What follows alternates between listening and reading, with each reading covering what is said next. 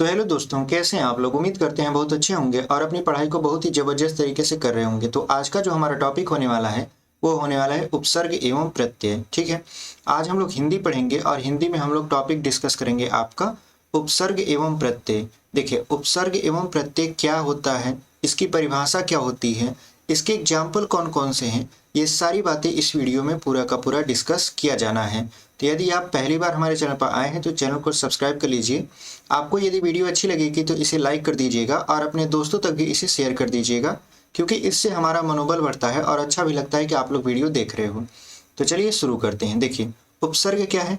उपसर्ग क्या होता है, वे शब्दांश जो किसी शब्द के पहले जुड़कर उस शब्द के अर्थ में विशेषता लाते हैं अथवा उसके अर्थ को ही बदल देते हैं। तो ऐसे शब्दांश क्या कहलाते हैं, उपसर्ग कहलाते हैं। ठीक है, यानी ऐसे शब्दांश जो किसी शब्द के पहले जुड़कर उस शब्द के अर्थ में विशेषता उत्पन्न करते हैं या उसके अर्थ को ही बदल देते हैं, क्या कहलाते हैं, आपके उपसर्ग कहलाते हैं। ठीक है, ये आपको कहाँ देखने को मिलेगा, जब आप हिंदी का पेपर बोर्ड का दोगे कक्षा 10वीं का, तो वहां पे आपको कम से कम 2 नंबर में आपको ये मिलेगा। आपको या तो उपसर्ग लगाकर शब्द बनाना पड़ेगा या प्रत्यय लगाकर शब्द बनाना पड़ेगा या पहचानना पड़ेगा।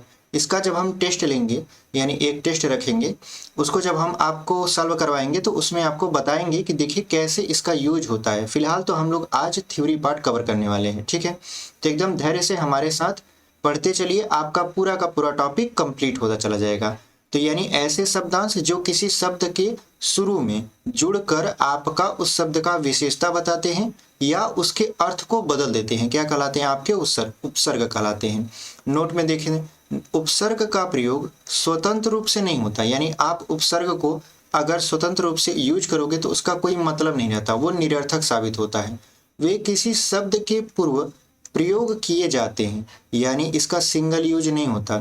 यदि आप इसका सिंगल यूज करोगे तो वो कोनो अर्थ का नहीं होगा। जैसे यदि आप मान लेते हैं एक चाबी है, ठीक है, अब ताला नहीं है, तो जब चाबी है ताला ही नहीं है तो उस चाबी का क्या मतलब। ठीक है, या ताला है आपके पास चाबी नहीं है, या आपके पास मान लेते हैं पेट्रोल है लेकिन गाड़ी नहीं है, तो वो शब्द क्या है, आपका निरर्थक है ऐसी स्थिति में। लेकिन यदि एक है और दूसरा भी है तो आपका एक से यदि दूसरे का यूज है तो वहां पे आप उसे आसानी से यूज कर सकते हो। जैसे देखिए यहाँ पे लिखा है संभव, संचय, संहार, इन सभी में आप संग संग संग बार बार उच्चारित कर रहे हो। ये जो संग है वो किससे बना है, सम से बना है। तो ये जो सम है आपका वो क्या कर रहा है, देखिए भव में सम लगा, चय में सम लगा, हार में सम लगा, ये सम क्या है, आपका उपसर्ग है और ये लग कर क्या किया, ये आपका उसके अर्थ को विशेष बना दिया और उसके अर्थ को आपका बदल भी दिया। जैसे हार, हार माने क्या होता है, हार माने होता है पराजय, यानी हमारी हार हो गई, हमारा लॉस हो गया। लेकिन संहार, संहार का मतलब होता है आपका मृत्यु के घाट उतार देना। ठीक है, ऐसे संचय, संचय माने क्या होता है, किसी वस्तु को अपने पास रखना। संभव, संभव का मतलब पॉसिबल, यानी वो चीज हो जाएगी, इसकी संभावना। तो यही यहाँ पे कह रहा है कि यह भव, चय, हार शब्दों के पहले जुड़ा हुआ है। कौन जुड़ा हुआ है, आपका सम जुड़ा हुआ है। उम्मीद करते हैं आपको यहाँ तक समझ में आया होगा। आगे देख लेते हैं, आगे हम इसका पूरा का पूरा एग्जाम्पल डिस्कशन करने वाले हैं। ठीक है, यदि आप खाली नहीं हैं, मतलब आपके पास इतना भी टाइम नहीं है कि वीडियो को एकदम लाइन बाय लाइन देखें, तो आप इसे 1.5x पर या 2x पर करके भी सुन सकते हो, आराम से आपका टॉपिक क्लियर हो जाएगा। लेकिन वीडियो जरूर देखिए, इससे आपका ही फायदा होगा, आपका ही सिलेबस कंप्लीट होगा। ठीक है, और हमारा प्रयास यही है कि हम आपके लिए बोर्ड एग्जाम में जितनी हमसे मेहनत बन सकती है, जितना मेरे पास ज्ञान है, क्योंकि मेरा बोर्ड एग्जाम में खुद 90+ था 2018 में, अभी 2024 चला, यानी 6 साल हो गया। तो सोच सकते हैं कि उस टाइम क्या परिस्थितियाँ रही होंगी और कैसे हमने पढ़ाई की होगी। तो इस हिसाब से आप हमारे साथ जुड़कर पढ़ाई कर सकते हैं। ठीक है, अनुभव की कोई कमी यहाँ पे नहीं है। तो अब देखिए आगे, देखिए उदाहरण में हम लोग क्या समझेंगे, उदाहरण में हम लोग समझेंगे कि ये जो अ शब्द है, अ है क्या, एक्चुअल में अ है आपका उपसर्ग। इससे कौन कौन से शब्द बन सकते हैं, आपको इसको याद नहीं करना है, आपको बस इसको सुनते जाना है, बार बार सुनते जाना है, सुनते जाना है। आप आएगा जब आपका पेपर में तो आप तुरंत टिक कर लोगे, क्योंकि ये सब सारी चीज़ें याद नहीं की जाती, इसको बार बार रिपीट करके सुना जाता है बस।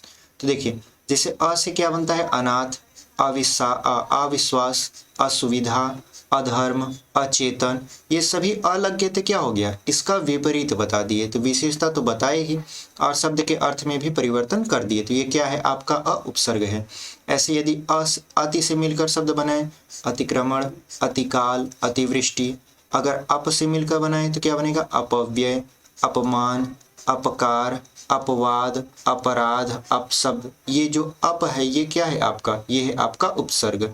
ऐसे अनु से बनाए तो अनुपस्थित, अनुराग, अनुरूप, अनुकरण, अनुक्रम, ये सभी क्या है, ये शब्द हैं। और अनु आपका क्या है, उपसर्ग है। अधि लिख लेते हैं, अधि क्या है, अधिकार, अधिमान, अधिपति। ये अधि आपका क्या है, उपसर्ग। यानी जितने ये जो लाल से दिख रहे हैं ये सभी क्या है, आपके उपसर्ग हैं। अगर इनका हम स्वतंत्र यूज करेंगे तो कोई मतलब नहीं निकलेगा। ऐसे ना है तो नालायक, ना समझ, ये सभी क्या है, आपके उपसर्ग हैं। आगे भी एग्जाम्पल हैं, क्योंकि देखिए इसमें केवल परिभाषा रटने से नहीं होगा। यदि आप एग्जाम्पल को नहीं समझोगे तो अभी नहीं, आगे जाकर आपको थोड़ा सा लॉस सहना पड़ेगा। क्योंकि देखिए आगे आप केवल यहीं पर रुकोगे नहीं, आपको जॉब भी लेनी है। तो जब आप जॉब की तैयारी करोगे हमारे साथ जुड़कर, क्योंकि हम जॉब की तैयारी भी करवाते हैं, जब जॉब की तैयारी करोगे तो वहाँ पे आपको, जैसे आपको उत्तर प्रदेश यानी हिंदी भाषी जो राज्य हैं, अगर उनमें आपको जॉब लेनी है तो आपको हिंदी पढ़ना पड़ेगा। और यदि आपको हिंदी पढ़ना पड़ेगा तो हिंदी व्याकरण आपको आनी चाहिए। तो यदि व्याकरण पढ़ोगे तो ये सारे शब्द वहाँ पे फिर से पढ़ने को पड़ेंगे। तो अभी से अपने आप को मजबूत करिए, क्योंकि देखिए जड़ मजबूत होगी तभी शाखा और टहनियाँ मजबूत होंगी। यदि जड़ ही कमजोर हो जाएगी तो आपका आगे चलकर सारा चीज़ें धराशायी हो जाएगा और आप परेशान हो जाओगे। कहीं इस टीचर से पूछोगे कि सर कैसे कंप्लीट करें, कहीं इस टीचर से पूछोगे सर कैसे कंप्लीट करें। ठीक है। और यदि इसका पीडीएफ आपको चाहिए तो आप हमसे संपर्क कर सकते हैं। हम अपना टेलीग्राम ग्रुप जो है आपका, उसका डिस्क्रिप्शन में लिंक दे देंगे। वहाँ पे आप आकर आप जो भी सूचनाएं हैं वहाँ से ले सकते हो। तो आगे बढ़ते हैं। देखिए आगे क्या है, आगे यदि दूर से देखें तो दूर से क्या बनता है, दुर्गम, दुर्गुण, दुर्लभ। कु से क्या बनेगा, कुख्यात, कुकर्मी। अभि से क्या बनेगा, अभिवादन, अभिशाप, अभिमान, अभिलाषा, अभिजात। ये अभि से बनने वाले शब्द हैं। आ से क्या बनेगा, आलेख, आकर्षण, आक्रमण, आगमन, आरंभ, आजीवन। ये आ से बनेगा। उप से देखते हैं तो उपस्थिति, उपसंहार, उपकार, उपदेश, उपमान, उपमंत्री, उपवन, उपयुक्त। ठीक है। तो ये जो उप है ये क्या है, आपका उपसर्ग है। निर से देखते हैं तो क्या बनेगा, निरपराध, निर्भय, निर्वाह, निर्दोष, निरभिमान। ये सभी आपके क्या हैं, ये सभी आपके उपसर्ग हैं। ठीक है। और इनसे ये बनने वाले शब्द हैं जिनको हम आपको बता रहे हैं। तो चलिए आगे देखते हैं। आगे कुछ शब्द हैं उसको भी देख लेंगे।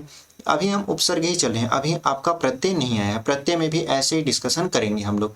तो देखिए परा से क्या बनेगा, पराजय, पराभाव। यहाँ पराभाव होना चाहिए, पराभव हो गया है। देखिए प्रतिकूल का प्रति से क्या बनेगा, प्रतिकूल, प्रतिरूप, प्रतिघात, प्रतिध्वनि। तो यहाँ पे आपको खुद ही समझ में आ रहा है कि यहाँ पे एक नया शब्द जुड़ा है, प्रति। तो ये प्रति क्या है, आपका उपसर्ग है। ऐसे परिक्रमा, परि से बनेगा परिक्रमा, परिजन, परिणाम, परिमाण, परिमार्जन। ये आप देखोगे सब में परि जुड़ा है, तो परि आपका क्या है, आपका उपसर्ग है। ऐसे विराग देखेंगे तो विराग का वी से बनेगा तो विराग, विकार, विकास, विज्ञान, वियोग। यहाँ पे जो वी शब्द है आपका वो उपसर्ग हो जाएगा। स से देखेंगे तो सपूत, सहृदय, सकारण, समान। ठीक है। एक सम्मान भी का होता है, तो वहाँ पे सम आपका क्या हो जाएगा, उपसर्ग हो जाएगा। अब देखते हैं सु से। सु से क्या बनेगा, जैसे सुवास, सुपथ, सुजन, सुकर्मव, सुपुत्र। तो ये सभी किससे बनने वाले शब्द हैं, ये सभी बनने वाले हैं आपके सु से। तो उम्मीद करते हैं आपको यहाँ तक समझ में आया होगा। बस इसको सुनना है। ठीक है। अगर आपको लिखना है तो आप लिख सकते हो, अदरवाइज इसको बस सुनना है, बार बार रिपीट करना है, आपको याद नहीं करना है इसको। ठीक है। क्योंकि याद करने बैठेंगे तो कितने शब्द ऐसे हिंदी के जिसमें उपसर्ग और प्रत्यय लगेगा, आप किसको किसको याद करोगे। बस पहचानने का तरीका समझो, शुरू में जो आएगा वो उपसर्ग होगा, जो लास्ट में लगता है वो प्रत्यय होता है। ठीक है। अब देखिए अन से देखें तो अन से क्या बनेगा, जैसे अन से अनजान, अनमोल, अनसुना। ऐसे स से देखें तो सहचर, सहपाठी, सहयोग, सहमत। आवि से देखें तो अविकार। ठीक है। आविष्कार भी हो सकता है आपका। सहा से देखें तो सहानुभूति, प्र से देखें तो प्रभाव, प्रबल, प्रचंड, प्रमुख, प्रहार, ये सभी क्या है आपके, ये सभी शब्द हैं जिनके पहले आपका प्र उपसर्ग लगा है या साहा उपसर्ग लगा है या अवि उपसर्ग लगा है। ठीक है। ऐसे अध से देखें तो अधमरा, अध कचरा, ये सभी क्या है आपके उपसर्ग हैं। ठीक है, ये सभी तो शब्द हैं, ये आपका उपसर्ग है। बे से देखें, अब देखिए जैसे अगर बे लिख दिए तो बे का क्या अर्थ होता है, कुछ नहीं, ऐसे गाली समझेंगे लोग, किसी को कहेंगे अबे यहाँ आओ तो अबे बोल दिए तो गाली समझेगा। लेकिन यही बे का उपयोग यहाँ पे देखिए किया गया है उपसर्ग रूप में, बेफिक्र, बेजान, बेरहम, तो ये बे क्या है आपका उपसर्ग है। अगर इसका सिंगल यूज करोगे तो लोग गलत मतलब निकालेंगे, कहेंगे पगला गया है, पता नहीं क्या पढ़ रहा है। तो अब यहाँ पे देखते हैं अव का, तो अव से क्या होगा, अवतार, अवगुण, अवसान, अवनति, ये सभी क्या है, ये सभी शब्द हैं जिसमें अव उपसर्ग जुड़ा हुआ है। आगे देख लेते हैं। आगे देखिए आपका आ गया प्रत्यय। ठीक है, ये बहुत बड़े आपके टॉपिक नहीं है आपका उपसर्ग एवं प्रत्यय, लेकिन इनको ध्यान रखना बहुत जरूरी है। जैसे यदि आप कंपटीशन की तैयारी करोगे, 2-4 कॉम्पिटिटिव एग्जाम के नाम बता देते हैं, जैसे यूपी SSC PET का एग्जाम दोगे आप, यूपी लेखपाल का दोगे आप, उत्तर प्रदेश पुलिस का दोगे आप, SSC GD का दोगे आप, तो इसमें आपका क्या करेगा, इसमें हिंदी पूछता है और हिंदी में आपका उपसर्ग एवं प्रत्यय से क्वेश्चन बनने ही बनने हैं। तो यहाँ पे तो बोर्ड एग्जाम में तो काम करवे करेगा, लेकिन ये आगे चलकर आपको नौकरी के लिए भी काम करेगा। तो इन सब चीज़ों को अभी से आप पढ़ना शुरू कर दीजिए। ठीक है, इसीलिए हम इन सभी शब्दों पर, मतलब इन सभी विषयों पर ज़्यादा आपका जोर दे रहे हैं कि आप इसे जरूर पढ़िए। देखिए यहाँ पे है प्रत्यय। प्रत्यय का मतलब क्या होता है, ऐसे शब्दांश जो किसी शब्द के अंत में जोड़े जाते हैं और जिनके जुड़ने से शब्द का अर्थ बदल जाता है, वो क्या कहलाते हैं, आपके प्रत्यय कहलाते हैं। यानी ऐसे शब्दांश जो किसी शब्द के अंत में जोड़े जाते हैं, जोड़ने के पश्चात क्या होगा, उसका अर्थ ही बदल जाएगा, तो ऐसे शब्दांश क्या कहा जाते हैं, ऐसे शब्दांश प्रत्यय कहलाते हैं। जैसे नोट हमने लिखा कि इन शब्दांशों का स्वतंत्र रूप से कोई प्रयोग नहीं होता, न तो उपसर्ग का होता है न तो प्रत्यय का होता है। ठीक है, अगर इनको खुला छोड़ देंगे तो ये एकदम खुला रहेंगे, कोई अस्तित्व ही नहीं रहेगा। ठीक, ऐसे देखिए यहाँ पे प्रत्यय के भेद हैं। देखिए प्रत्यय कितने प्रकार के होते हैं, तो प्रत्यय आपके 2 प्रकार के होते हैं। ये टॉपिक आपको कहाँ मिलेगा, ये टॉपिक मिलेगा शब्द रचना जब पढ़ेंगे, यानी शब्दों का रचना पढ़ेंगे तो आपको रचना के आधार पर, अर्थ के आधार पर शब्दों का निर्माण आपको मिलेगा, तो उसी में आपका प्रत्यय और उपसर्ग मिलेगा।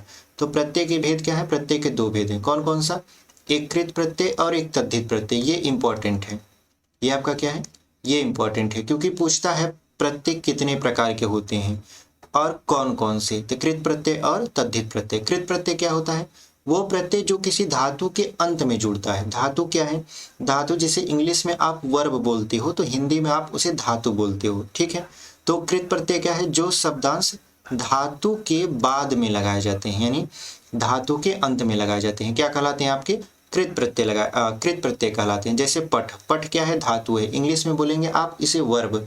जैसे पठ मतलब रीड होता है, तो देखिए पठ धातु में आई प्रत्यय जोड़कर पढ़ाई शब्द बनता है, यानी पठ धातु में यदि हम आई जोड़ देंगे तो क्या बनेगा, पढ़ाई बनेगा। तो ये जो आई आपका आ रहा है, ये आई है कि एक्चुअल में ये है आपका कृत प्रत्यय। ठीक है, ऐसे तद्धित प्रत्यय देखते हैं।